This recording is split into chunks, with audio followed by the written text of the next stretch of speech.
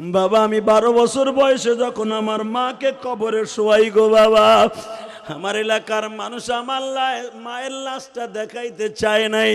আমি 12 বছরের বালক যদি মায়ের লাশ দেখতে যাই আমি হয়তো স্ট্রোক করতে পারি।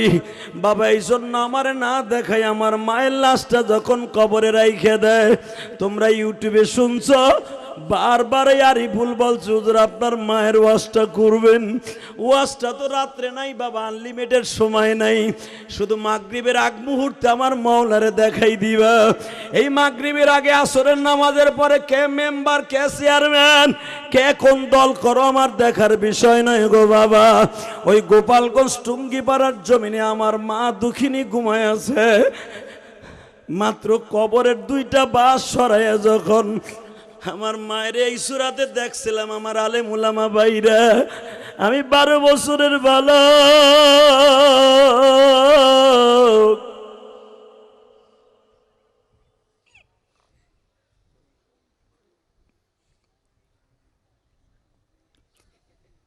মার কাপড়ের কাপড়টা দেখে আমি একদিন এক রাত বেয়ে উঠছিলাম।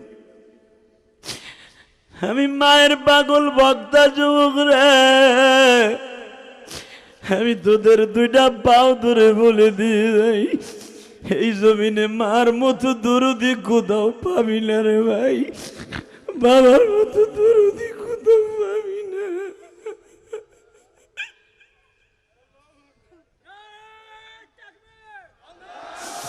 যুবক ভাইরে শুধু আমার সাথে একটা আওয়াজ দে রে ভাই।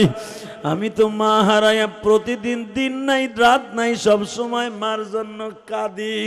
তোমাদের যাদের মা আছে জীবনে বেঈমানি করিস না রে ভাই।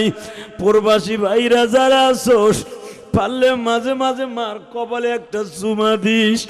ব্যবসায় যাওয়ার সময় মার কপালে চুমা দিয়া বলিস, মা যে হাদিস সাহেব বলছে তোমার কপালে চুমা দিলে বলে হজের সওয়াব হয়ে যাবে গো মা। বাবার হাত ধরে চুমা দিয়া মাপ চাইয়া লোস, বাবাই যদি তোরে মাফ করে দেয় জান্নাত অজীব হয়ে যাবে বাবা। ও তালবে আলিম বাবাজিরা তোমরা যারা হেফজোখানায় পড়ো বাবা, আমিও তো তোমাদের মতো ছাত্র ছিলাম। আমি 12 বছর বয়সে মা হারাইয়া যখন আমার বয়স 13.5 বছর, অর্থাৎ মা মরার 1.5 বছর পরে আমার মনে আছে কোরআন শরীফ বুকি লইয়া মা মা বলে কান্দাজি। কোরআন শরীফের পাশেই বাবা কোরআন শরীফকে বুকে রেখে ঘুমায়া গেছি। ঘুমের মধ্যে স্বপ্নে দেখি আমার মা আমার কপালে চুমা দিয়ে বলে, ইলিয়াস রে তুই আর কান্দিস না রে বাবা, তোমার চোখের পানিতে আমার কলিজা ভিজে যায় রে ইলিয়াস, তোর আর কাঁদতে হবে না, আমি মার শরীরটা ভালো হয়ে গেছে। কারণ আমার মা মারা গেছে এইভাবে স্বপ্নে দেখাই নাই, আমি বাড়ির থেকে দেখে গেছি আমার মা অসুস্থ। মা তাই আমার স্বপ্নে বলতেছে, বাবা তুই আর কান্দিস না, তোর কোরআন তেলাওয়াতে আর তোর চোখের পানিতে আমার সব রোগ ভালো হয়ে গেছে বাবা। ঘুম থেকে উঠিয়া দেখি কোরআন শরীফটা আমার বুকে, চোখ বায়া বায়া পানি পড়ে। আমার ওই ওস্তাদটা আমার কেরানীগঞ্জে থাকে, জিজ্ঞেস করবা। আমার ওস্তাদ দৌড়ায় আসছিল, যে এইভাবে কান্দাজকে আমার কান্না ওস্তাদরা বন্ধ করতে পারে না। আমার ওস্তাদ বললে তোর চোখে এত পানি কেন বাবা? আমি বললাম হুজুর এই স্বপ্নের তাবির কি?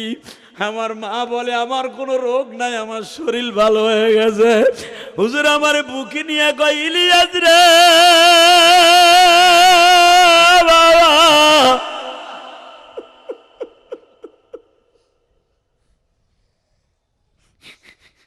তোর মার চাইতে সৌভাগ্যবান আর কি আছে বাবা? তুই যে কোরআন তেলাওয়াত করতে করতে মা মা বলে কাঁদতে কাঁদতে ঘুমায়া গেছ, তোর মা তোর স্বপ্নে দেখাইছে তোর চোখের পানি তোর মা সহ্য করতে পারে নাই। তোর মা তো আর জানে না তুই কান্দস, তোর মায়ের মালিক আর আমার মালিক জানে। তোর মাকে স্বপ্নের ভিতরে পাঠায় দিছে, যেমনি আমার নবী ফাতেমার ঘরে আসিয়া বলছিল, মারে তুই আর কান্দিস না, আগামী পরশুদিন তোর সাথে আমার দেখা হবে মা। কারণ আমার নবী ইন্তেকালের পরে 6 মাসের ভিতরে ফাতেমা একটা রাত্র ঘুমায় নাই রে বাবা, একটা সেকেন্ডের জন্য ফাতেমা ঘুমায় নাই, শুধু বাবা বাবা বলে কাঁদছে। আমার নবী বাধ্য হয়েছে ফাতেমারে মরার 2 দিন আগে বলতে বাধ্য, মা তুই আর কান্দিস না, আমার কবর পানিতে ভরে গেছে রে মা, আগামী 2 দিন পরে তোর সাথে আমার দেখা হয়ে যাবে। বাজান, যেই সন্তান মা বাবার পাগল, যদি বাবা মারা যায় তার বাবা স্বপ্নে দেখাবে আরিফুলের বাবা দেখবা দেখাবে, যদি ও নেককার হয়।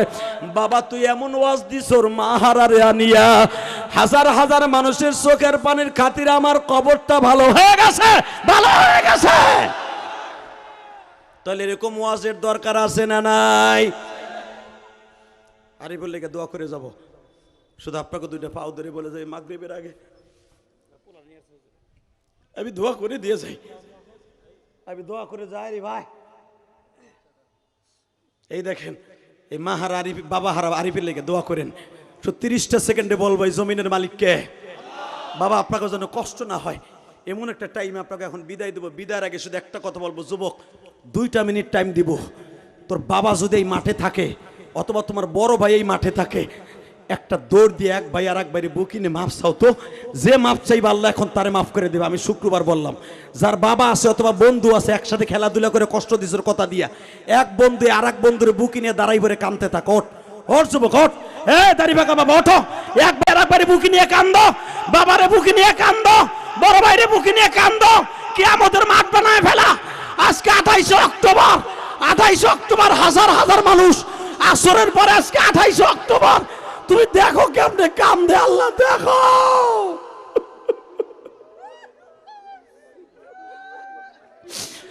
আল্লাহ তুমি দেখো কেমনে কান্দে গো আল্লাহ। সেই যুবক তার বন্ধুরে বুকে নিয়ে কান্দে, যুবতী বোন আজকে তার বোনরে বুকে নিয়ে কান্দে, বাবারে বুকে নিয়ে কান্দে। অল্প সময়ের ভিতরে দাও না মাফ করিয়া আল্লাহ, আমার মা বোনদের মাফ করে দাও। বসেন, বসো বাবা বসো, বসেন। কি বাবা, যেই ছেলেটা আমার মসজিদ এখানে আসার আগেই, আসার সাথে সাথে 1000 টাকা দিছে, আর একটা ছেলে আমার মসজিদে 2 তলার টাইলস লাগানো হচ্ছে, আলহামদুলিল্লাহ বলেন। গতকালকে যেখানে ওয়াজ করছিস সোনারগাঁও, ওই মাহফিলের সভাপতি এবং প্রধান অতিথি চেয়ারম্যান, সে কানতে কানতে লাস্টে বলছে, জিহাদি ভাই আপনি যেই মহল্লায় যাবেন একটা যুবকও বেনামাজি থাকবে না, একটা মা হারা সন্তানও মার খেদমত ছাড়বে না। আপনার মায়ের নামে কোটি কোটি টাকা খরচ করে মসজিদ করছেন, আমি আপনার মসজিদে 5000 টাকা দিলাম। এখানে আসার আগেও আমার কাছে দোয়া চাইছে, আমি সবাই লেগে দোয়া করি। আল্লাহ এই পাগল 1000 টাকা দিছে আমার মসজিদে। মেহরবানি করে আমার দিকে তাকান ভাইরা, বসে বড় বসে বড়, সবাই আমার জন্য দোয়া করবেন।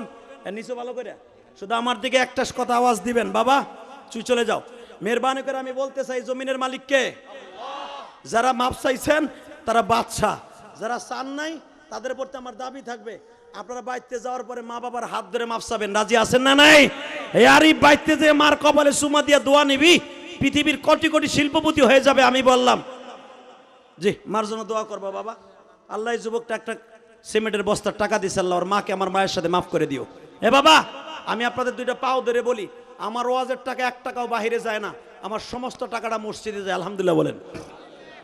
দোয়া করবেন, আগামী বছর ফুল টাইম দিয়ে যাব ইনশাল্লাহ বলেন। সবাই দোয়া করবেন। আর একটা কথা বলি, আমি 2 মাস আগে উমরা হজে ছিলাম, এই আমার অল ফ্যামিলি ছিলাম।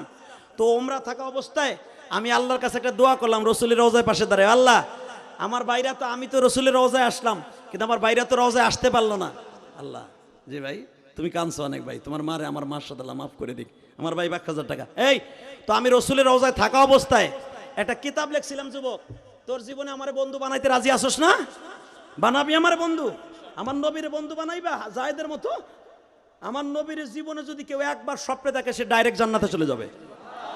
গত মাসের 25 তারিখ আমি একটা কিতাব বের হয়েছে আমার, মক্কায় বই লিখছি হজে থাকা অবস্থায়, এখানে ঢুকাইতে পারলাম না বইটা, গাড়িতে আমার বই আছে এই যে রোডে।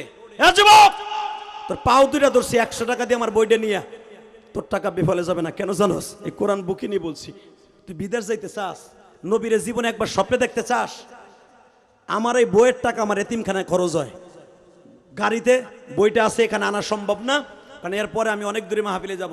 শুধু দোয়া করে দিয়ে যাবো আরিফ না, এই আমি দোয়া করে দিয়ে যাব, একটা বই গাড়ির থেকে 100 টাকা দিয়ে নেবেন, তবে সবাই পাবেন কিনা জানি না, তবে যে পাবেন আপনার জীবনকে গনিমত মনে করবেন। এই যুবক, তোমার জীবনকে জান্নাতমুখী করার জন্য যত কিছু দরকার এই তোমার বন্ধু মক্কায় বইয়ে লিখে দিছে। অন্য জায়গায় তোর যাইতেই নাই, বইটা খালি পড়বি আর আমল করবি, আর এই ভাইয়ের জন্য একটু দোয়া করবি। সবচেয়ে বড় আমল দিছি, সন্তান মারে নিয়ে কোন জান্নাতে থাকবে, মা কি আমল করলে সন্তান জান্নাতে যাবে। একটা বই মার জন্য নিয়ে যাবে, একটা বই বিবির জন্য নিয়ে যাবে, আর একটা তুমি পড়বা পড়ার টেবিলে বইয়া। আমি কসম করে বললাম তোমার জীবনের পরিবর্তন হয়ে যাবে ইনশাল্লাহ।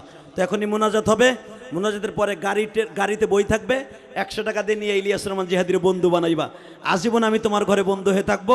গত মাসের 25 তারিখ বইটা বের হয়েছে, বইটার নাম হলো মুসলমান হলে জানতে হবে ইনশা।